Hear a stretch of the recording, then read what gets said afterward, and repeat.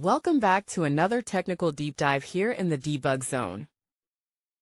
Today we're tackling a big question and breaking it down with insights from other users. Hopefully this clears up some misconceptions and helps you get the answer you need.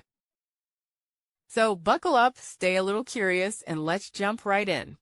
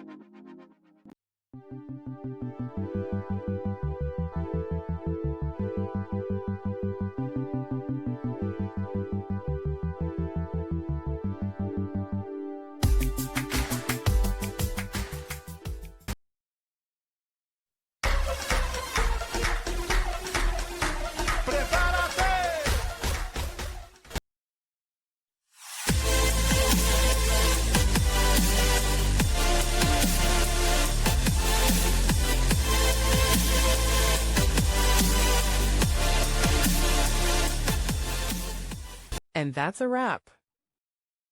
I hope you found the answer you were looking for. If you did, take a second to hit that subscribe button. It really helps out. And let me know in the comments which solution worked best for you. See you next time in the debug zone.